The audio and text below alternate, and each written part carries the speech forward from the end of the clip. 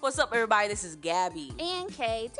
And this is Building Our Power. Make sure you hit that like and subscribe button. Make sure you follow us. Make sure you leave a review. Today, we're going to talk about a couple of things. It's kind of going to be all over the place. But I saw a tweet like a couple minutes ago that was about, with more people finding out that they fit the criteria for having anxiety disorder, ADHD, and depression.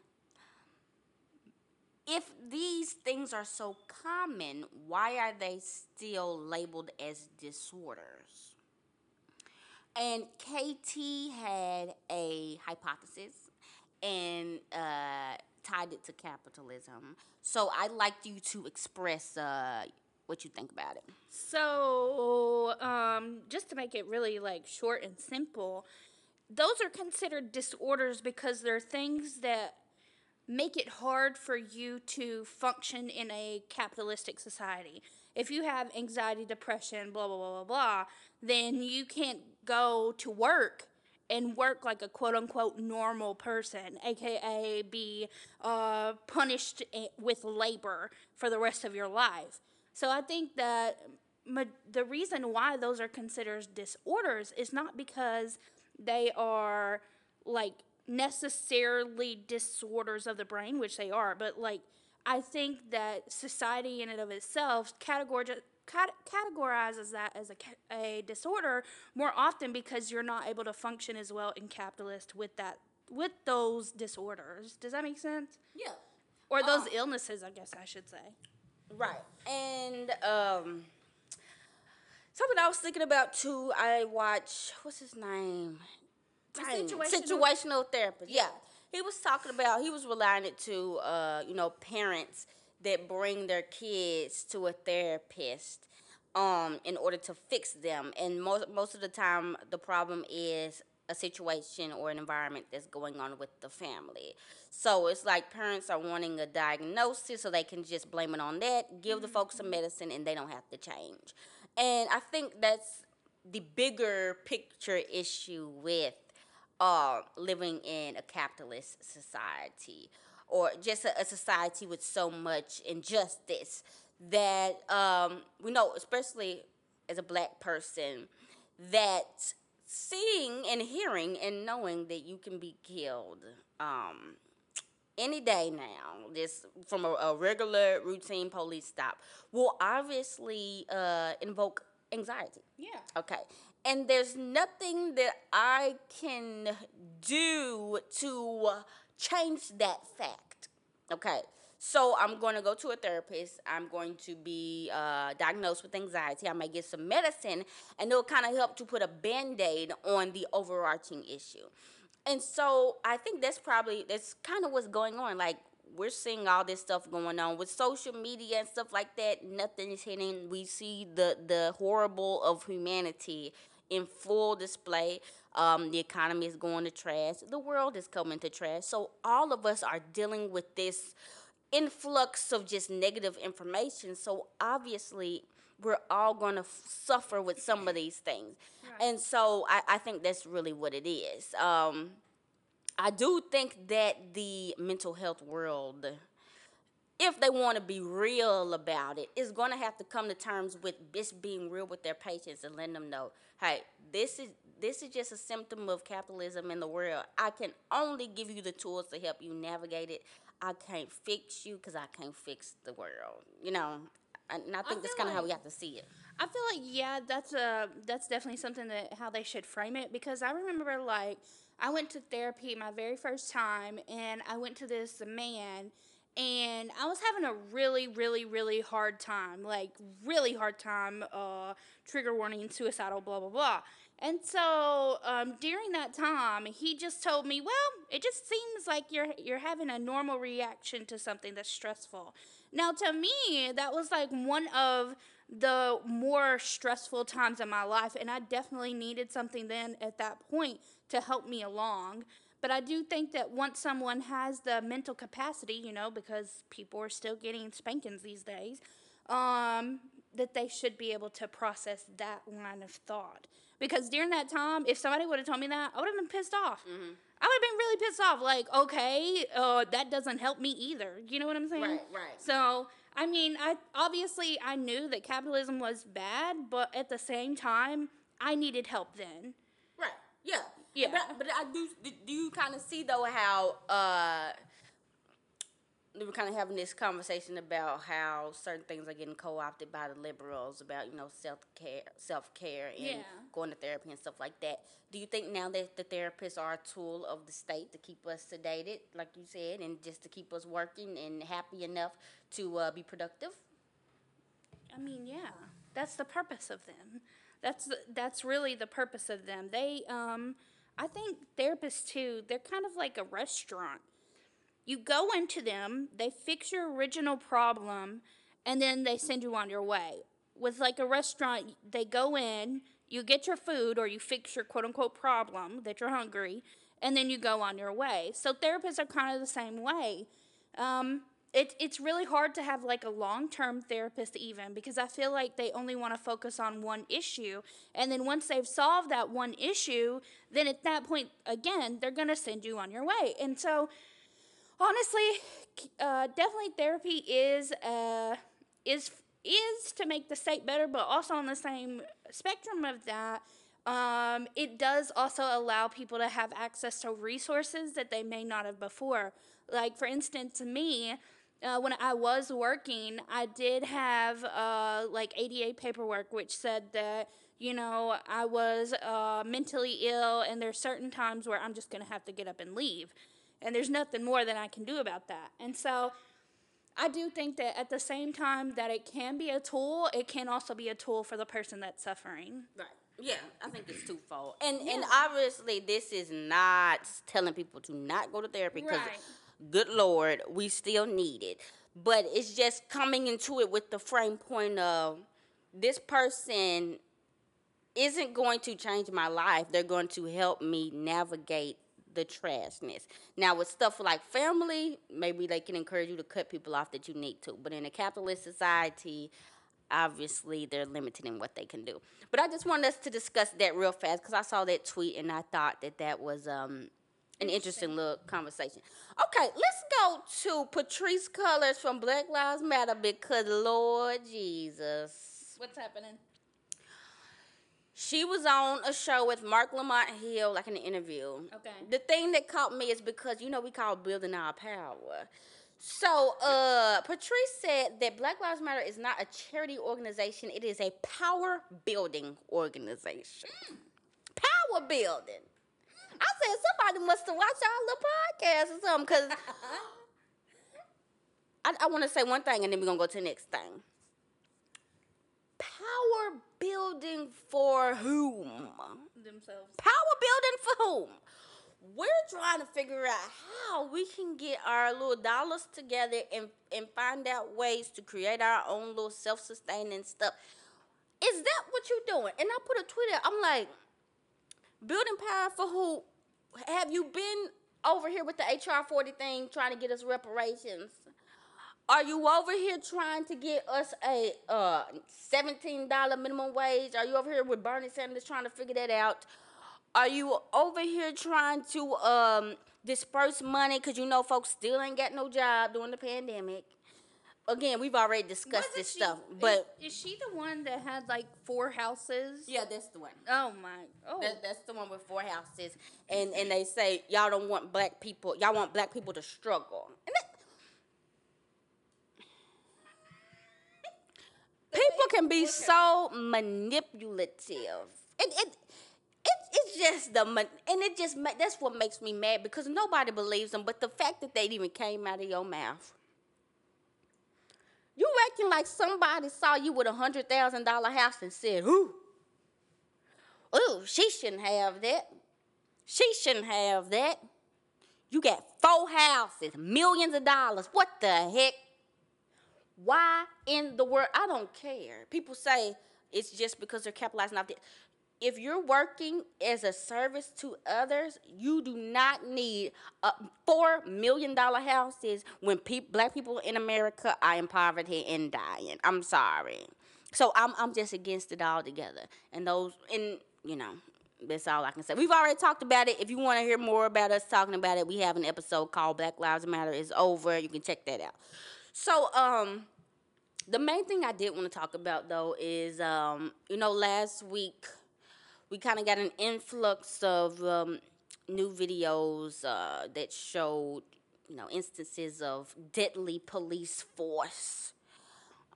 Derek Chauvin with a white lady killed the boy. Said she thought it was a taser that she was shooting at him.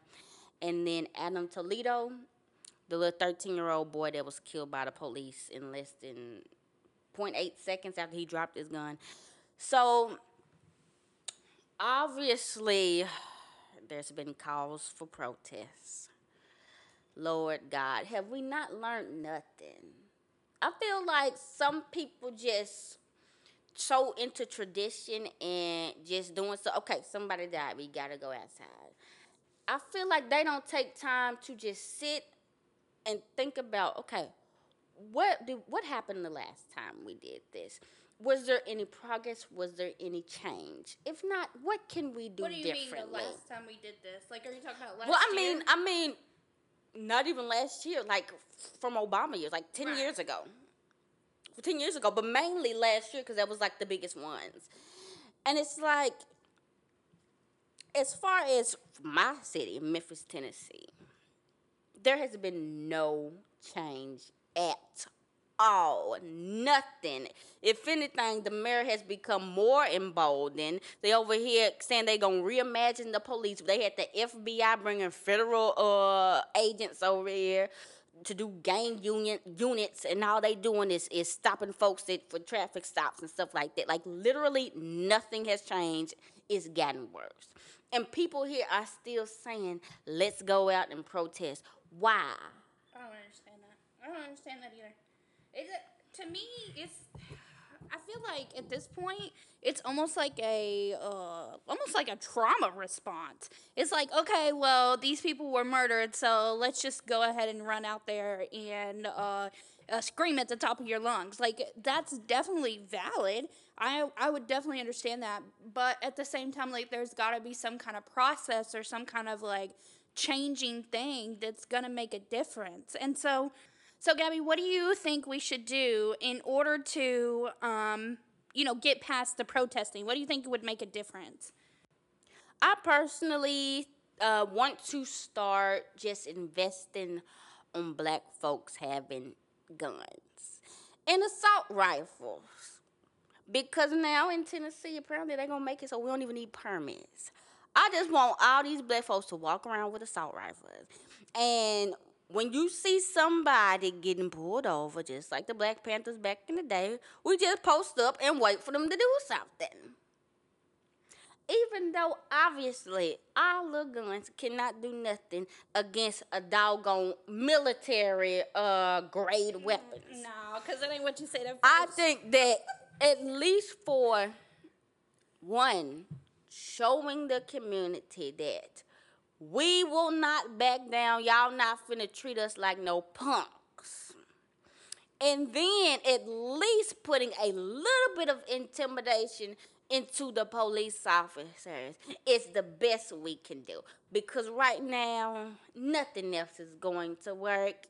There is nothing. Unless we go up there, we start marching up there with our AR-15 to corporation buildings that fund the mayor, maybe, and start, creating nuisances and whatever illegally, until the folks is like, hey, Mayor Strickland, you got to do something about this.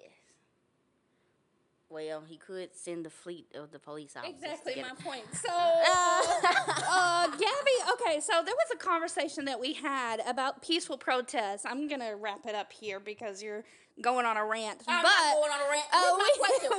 What's your No, okay, so that's what I was about to let you know is that, yes, you can definitely go out there and you can have guns on top of guns on top of guns. You can do protests, peaceful protests. You can do this, and this. And our original conversation was that you were just going to intimidate the police with additional guns. And to me, that just does not make any sense at all. Because There are literal there's police violence whenever these police are pulling people over and people are just trying to get their wallet out of the car. Police suspect that it's a gun, and at that point police kill them. So police are not scared of other guns, and if they are, it's at the point where they're already being extremely violent with them. And so I think that's like useless to do. No, what I'm not saying they're gonna get scared. I'm just saying if we're in an instance where it's like Derek Chauvin, okay, and some pop off and the police end up shooting somebody. Well, at least you get everybody else over there and they can take care of the business. And then at least there'll be some type of retribution, hopefully. Because right now, these people are getting away with this and going on about their lives. They're going to until it's abolished, though. That's what I'm saying. They're you going don't even to until it's abolished. But I'm saying at least we can do some type of civilian justice. But you Wow, we're can't. there. That's the thing. If you do, so here's the I thing mean, if about, you do, you're gonna get shot and killed too. Obviously, but at least they will be off this way. Okay, but listen to me. This is what I'm saying is that police, it's just like you working a job, okay? If you go to a job and you have issues with that job, the laws, quote unquote, or the rules of that job are going to be over your mental health or your whatever. So, for instance, let's say, for instance, that the police are doing what they're, obviously doing and being very violent. It doesn't matter because at the end of the day, they have laws and they have rules that protect them over us. Exactly. So it doesn't matter. You can be out here and you can have a AK-47 put on people's head every 2 minutes. It doesn't matter because police don't care. The only thing they're going to do is either you're going to get shot or you're going to get jailed, and that doesn't make any difference for us. The only possible way for us to make any difference is if we burn every single one of these buildings down. Okay, well, do that while you getting down the kerosene and the lighting fluid together. I'm going to do the little gun thing at the same time. Listen, we burn every single one of these buildings down. We burn down the, what do you call those? The prisons. We completely wipe Burn it. down the prison with the folks inside? No, we get them out first. I'm saying we need to just cut it out. Now, listen. Now, I understand 100%. You know, when you get with these radical communists and anarchist people, they like talking about the end of times, like the Christians. No. I'm talking about something that can be done today. Okay, but if you get a gun, what's that gonna do? If we get a gun, here's a Let's say scenario. here's a scenario. Okay, just like the Black Panthers. Okay, a man is stopped by the police. Okay, somebody gets wind of it. They call everybody up. Hey, over here on I-40 eastbound, they didn't stop somebody. Y'all pull up. Okay. Everybody pull up, park on the side with the AKs. Just watching. The point ain't to kill nobody. The point is that police officers ain't finna try nothing shady with 5 folks standing beside them. Even if they get 5 folks, they still not gonna try nothing shady because they know folks is crazy. Okay, so I raise you this. So in one of the protests that I was watching, the police were behind a fence, and then the protesters were on the other side of the fence. The police had tanks and were shooting. They weren't shooting at first, but all of a sudden, a protester throws a firebomb, some kind of fire, over to the police, which is very tiny. It didn't make any damage to the police, nothing. And then the police start open firing on them with tanks and 2 machine guns, basically. So my thing is, it's like, even if you did do that, again, it does not matter. They are not intimidated by civilians because they have power. They are in power. And that's the thing. They're not intimidated by the buildings burning either. But that would harm them more than you standing over there with a gun. But would it? My thing is, this is my ultimate thing. If we're talking about a real revolution, Clear on the throat. we gonna have to team up with one of these outside governments. Oh. Because they the only ones that get the manpower to actually do something. Even if we get everybody with our AKs and Glocks and this, that, and the other, rocket launchers or whatever, you ain't finna beat the doggone U.S. military. Can't nobody beat the U.S. military. I say we start another Cold War. Cold War Part 2.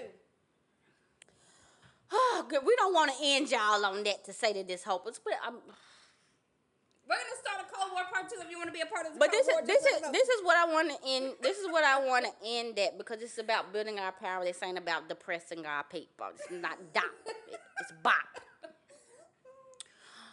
There are certain things that we can do to protect ourselves, and that's all I'm going to say. This ain't finna change the cop. This ain't finna change nothing. This ain't finna change a thing. I say, get a gun, because they're going to shoot you regardless if they think that you're a threat. So you might as well get you a good one in before whatever happens. So I'm going to see if I can team up with some people in Memphis and just do a program where we help folks get guns, myself included. But also, guys, don't forget, there's been this conversation surrounding Vosh ContraPoints that we've already talked about how these big white people are not doing mutual aid or whatever.